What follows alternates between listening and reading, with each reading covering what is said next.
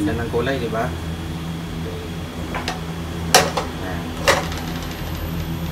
Yan yung ating yellow rice. Hindi ito Java rice, ha. Sabi kasi ng iba, hindi naman ganyan magluto ng Java rice eh. Hindi naman po talaga ito Java rice eh. Sinain lang po yan na may bawang, may garlic. Diba? Nakahanguin na natin yan. Hindi naman sa malagkit, hindi rin sa buhaghag. Sakto lang. Yan. Okay. Sasain tayo ng 3 kilo.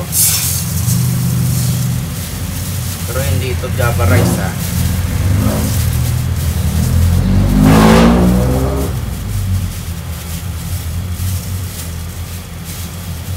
Meron kasi nagsasabi dito na hindi raw ganito ang hindi raw ganito yung Java rice. Hindi talaga to Java rice dahil sinaing lang. Bali, ginawa ko lang kasi to para mas madali. 3 kilo yung sinaing ko ngayon. Yan.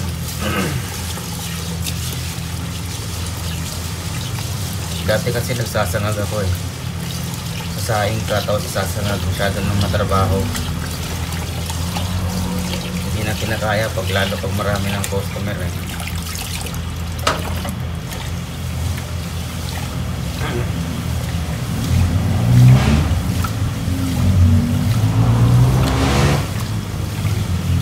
Yan, hugasan ko lang to siya ng kahit 2 hugas lang pwede na kasi hindi naman sa maruming bigas.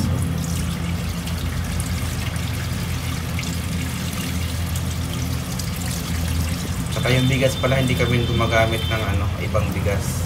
Simula nang nagbukas kami rito, isang bigas lang gamit namin. Sinanduming. Pino lang siya, oh. Yan, papakita ko lang sa inyo kasi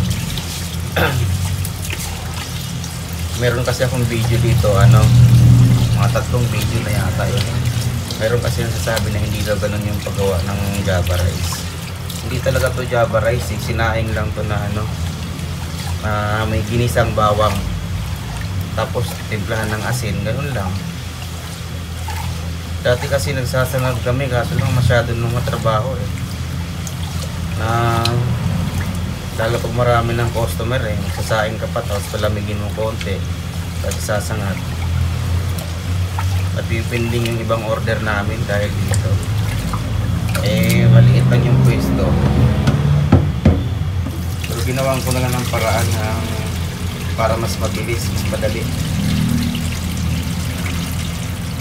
Ito kasi para nagsaing ka lang sa sa bahay. Ganito lang, tansyahan lang yung tansyahan lang yung tawag niyan, sabaw. Ito kasi kabisado ko ng bigas na to eh, gawa ng 10 years na rin namin itong ginagamit na bigas eh. Kaya yung sabaw niya kabisado na namin. Pati yung timpla.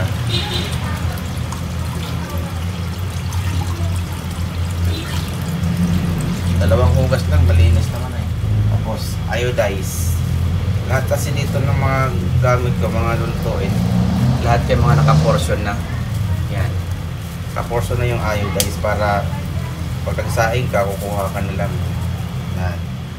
Tapos ito ngayon yung aswete. Aswete ito na water. Pampakulay. Yan. Depende sa kulay gusto nyo. Pag gusto nyo medyo orange, damihan lang. Pag gusto nyo ng dilaw lang, yan. Tapos yan, hahaluin lang natin yan para matunaw yung iodize. Pagkain na natin na matunaw yung iodize. Yan, pagpakiramdam mo na tunaw na yung iodize, yung salt, yung asin, kahit naman hindi iodize, rock salt pwede na. Tansyahan lang din sa paglalagay kasi minsan pag maalsa yung bigas, kailangan mo rin magdagdag ng ano, asin. Pagka hindi naman mahalasa, mababawas ka rin. Ito kasi kaya yung mga iodized namin, asin, naka-portion na kasi kabisado na namin yung kanin, yung bigas. Yan. Tapos na. Ang kabilis. Salang na yan.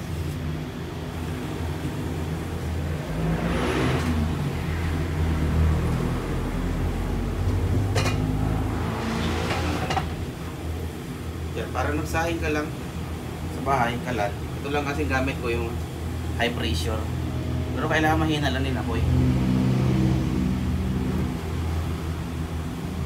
Yan. Yan siya. Tayo na lang natin yan kumulo. Kailangan kasi pag kumulo yan hahaluin.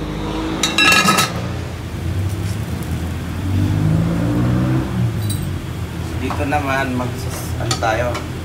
Dito na magsasangag ng bawang. Yan. Yan. Oil. So ang gamit ko dito ay pork oil. Pwede rin chicken oil. Mas maganda kasi gamitin yung pork oil kahit chicken oil kasi mas nagtatagal yung kanin kumpara doon sa mga katulad lang ng ano, yung katulad ng cooking oil. Ito kasi luto na eh. Mainit na siya. Ayan, medyo mainit na yan. Kahit hindi pa masyado mainit, lagyan natin ng bawang. Ito yung bawang. Ayan.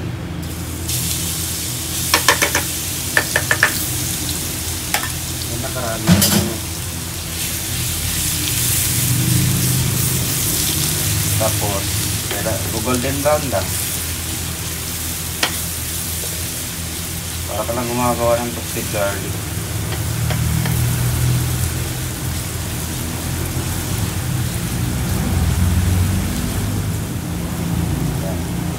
Halo-haluin lang siya hanggang mag-golden brown.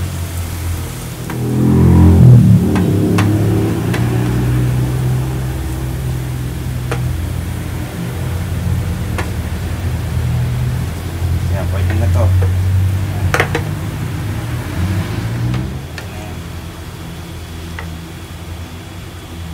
Tapos, lalagay natin sa dito. Yan. Hindi ako naglalagay ng star margarine. Ganyan lang siya. Okay na yun. Tayo na lang yan ng kumulo.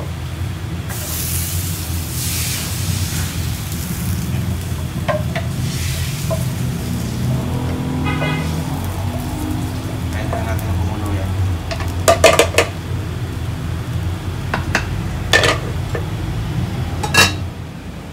Yung bigas pala namin nakaportion na rin. Paliwanag ko lang ng konti ito.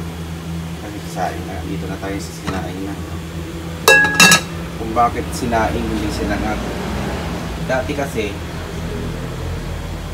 nagsasangag kami.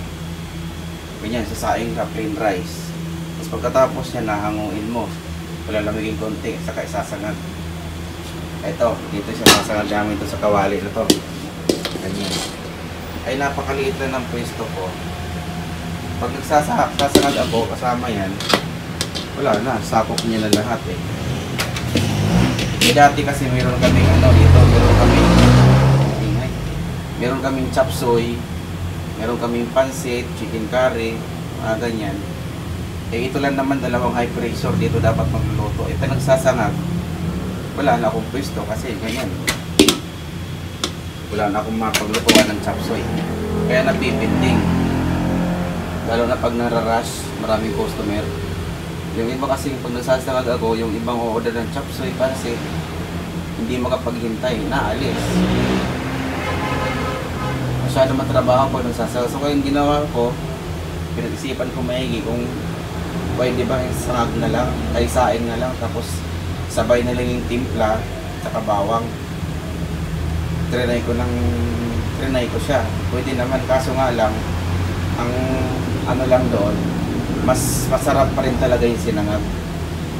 Iba pa rin yung aroma ng ano, ng bawang pag sinangag sa kawali. Diyan. Kaya sa ano. Ang pagkakaiba lang nila, pag sa sinangag ka, sinangag sa kawali, yung sinangag mo hindi masyadong nagtatagal.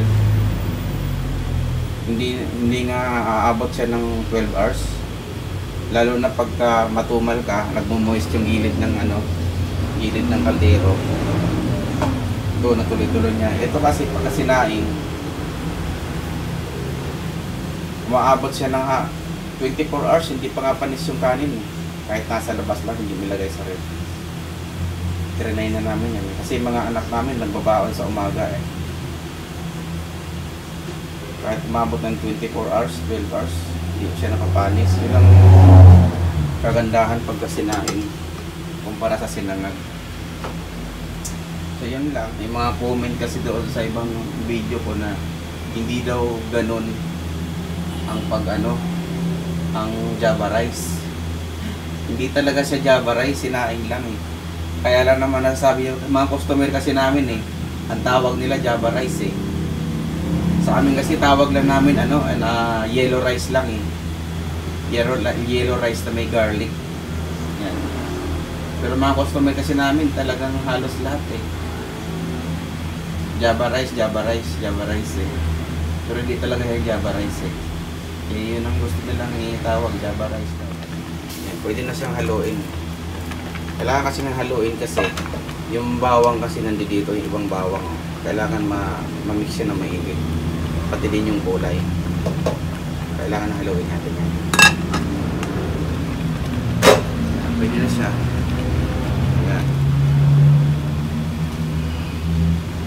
Kailangan mahalo lang pati yung bawang. Kasi pati din yung kulay katulad yan.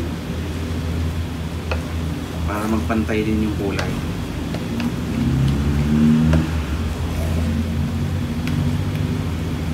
Pero ang pinalabasan, parang nagsahing lang. Tansyahan lang sa sabaw, parang nagsahing ka lang sa bahay.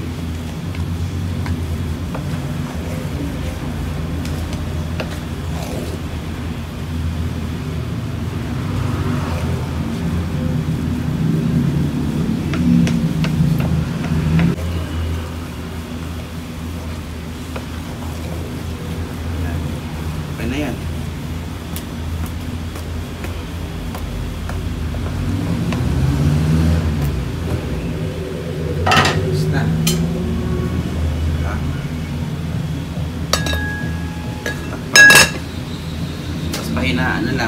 Painiin.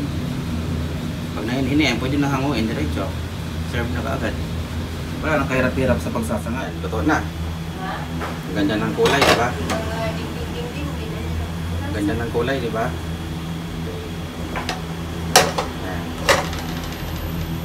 Yan yung ating yellow rice. Hindi ito Java rice ha.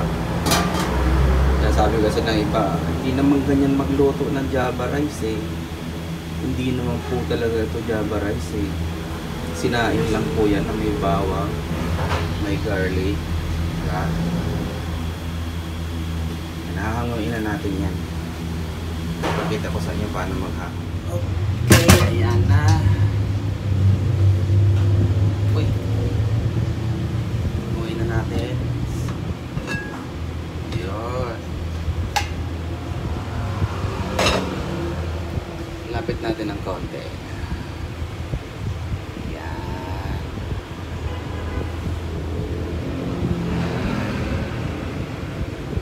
Tapos, hanguin na natin siya. Kailangan pag naglagay kayo ng kailangan transfer niyo sa kaldero na ganito, stainless. Hanggat maaari yung makapal na stainless. Ito manipis lang kasi ito eh. Yan. Kasi dito matagal siya lumamig pagka dito nyo ilalagay. Stainless talaga yan. Kumpara doon sa mga ganito yung plastic, mabilis lang yan lumamig. Yan, hanguin na natin ito. Ito yan. Hindi siya malagkit, hindi rin siya buhaghag. Sakto lang. Kaya ayaw namin ng buhaghag kasi yung servings namin ganito. Kaya tapos sa inyo. Buhaghag kasi yan. Ganito kasi yung servings namin buo. Kailangan buo yung kanin. Yan. Diba? Ganyan lang.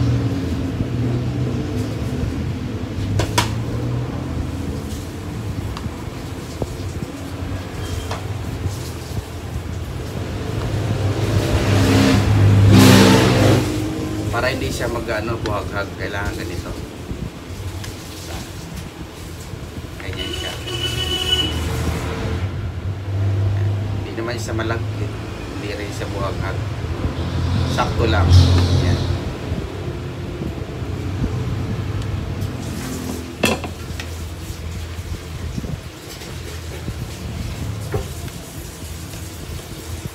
Tsaka pagka ganito kasi na sinaing siya, mas nagtatagal kumpara doon sa sinangag. Kasi yung sinangag, pagka malipasan na ng mga 2 oras, nagmo-moist kasi yung gilid dito. Pag nag-moist yung gilid, tuloy-tuloy na yun, napapanis na. Ito kasi gagawa ng sinaing, yan, hindi siya nagmo-moist. Kasi sinaing lang naman siya. Kumbaga wala masyadong mantika.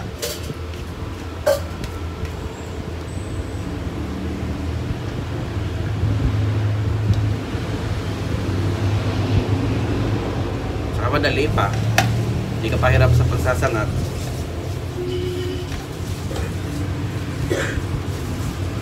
Kaya tawag sa amin ito Java rice eh. Yan, Java rice daw to. Hindi naman to, hindi to Java rice, sinaing lang. Customer kasi namin eh, Java rice tawag eh. Kaya kami din nakiki Java rice na lang din eh.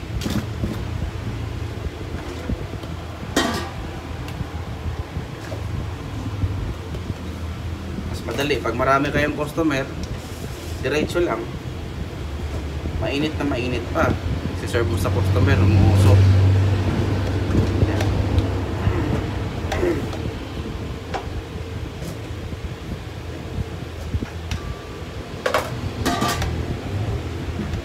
Kahit anong bigas naman, pwede nyo gamitin. Nasa sa inyo na yun eh. Kahit anong klaseng bigas.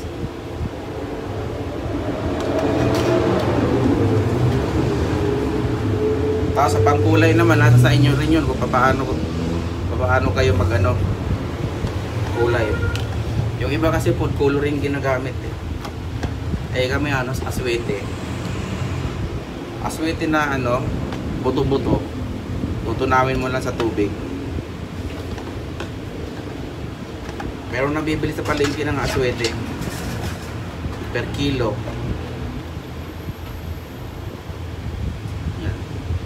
Ito yung 3 kilo. Ito yan lang. 3 kilo yan.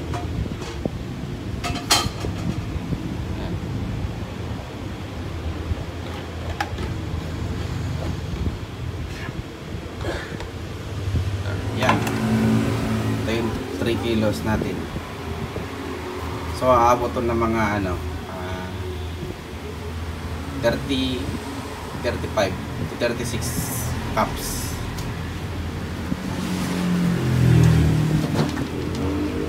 Yan lang, ganun lang kadali. Tatakpan mo yan.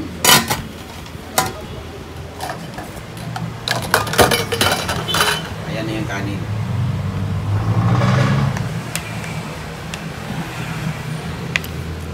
Kaya sabi, kailangan hindi siya masyado buwag-wag.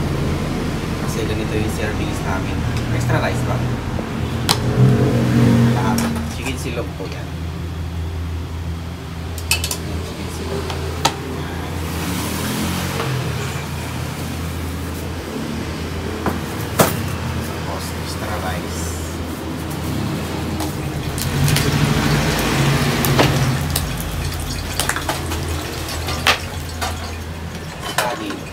Kanin ulit.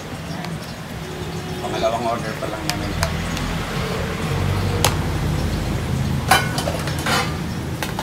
Kanin lang din. Bago. Ito yung 45 grams yan. Meron din akong video niya kung paano ko ginawa ng tapa.